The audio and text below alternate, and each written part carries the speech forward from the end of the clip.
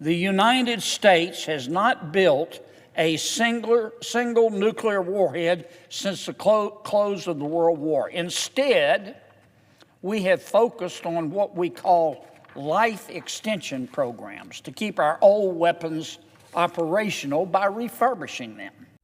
Today on the Senate floor, Senator Kennedy delivered a stark warning that could reshape America's national security strategy. Mr. President, today I would like to talk about nuclear revitalization for a few minutes. And I want to make two overarching points. First, no sane person wants a nuclear war. No sane person wants a nuclear war. But number two, peace through weakness never works. Never.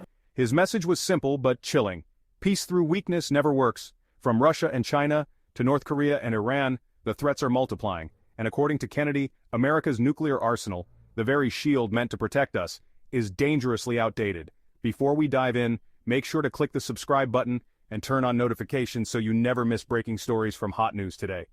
When the United States built much of its nuclear stockpile, the Cold War was raging, and the Soviet Union was our only major adversary with a sophisticated nuclear stockpile. We remember those days. Our nuclear power deterred Soviet aggression and ensured that the Cold War never escalated. But today, fast forward, we no longer face just one threat. Russia still maintains the world's largest nuclear arsenal, but China's nuclear stockpile is growing rapidly. North Korea, as we know, continues to threaten our allies with its collection of nuclear weapons. And thanks to the disastrous nuclear deal with Iran, Iran is marching ever closer to developing a nuclear weapon of its own. Kennedy painted a grim picture of America's position on the world stage. The Cold War may be over, but the danger is not. Russia still has the largest nuclear arsenal on Earth. China's nuclear stockpile is growing at breakneck speed. North Korea continues its threats, and Iran edges closer to a nuclear weapon of its own. The United States now faces not just one nuclear superpower, but two, while also deterring unstable regimes with itchy trigger fingers. Most of our nuclear warheads are decades old. The facilities where we built and store these are even older. As recently as 2019, the computer system controlling our nuclear weapons ran on floppy disks. I kid you not. Today, we're so far behind in our nuclear revitalization that we cannot even produce plutonium pits. Plutonium pits are an essential component of every nuclear weapon. Plutonium pits sit at the center of a warhead. They're not all that different from pits in a peach. The pit is essential because it triggers the nuclear explosion. Plutonium pits do not last forever. They can only sit inside a weapon for roughly 100 years before we must replace them. And the clock is ticking on many of our Cold War era weapons. At the heart of Kennedy's warning lies one key phrase: plutonium pits. These tiny cores sit inside every nuclear warhead, triggering the explosion. But they don't last forever, and many in America's stockpile are already decades old. During the Cold War, the United States could produce over 1,000 pits a year. Today, we haven't regularly manufactured them since 1989. During the Cold War, Mr. President, the United States could produce more than 1,000 plutonium pits per year. And without plutonium pit, you can't have a nuclear weapon.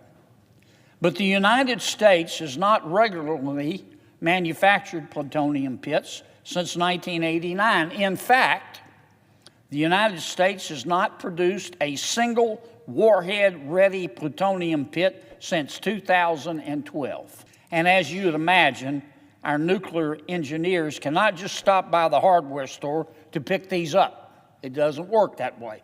Pit production is a very complex, a very expensive, and a very time-consuming process. But our adversaries haven't stopped. Our adversaries certainly haven't stopped. China, Russia, North Korea, Pakistan, all continue to produce plutonium pits to ready their arsenals.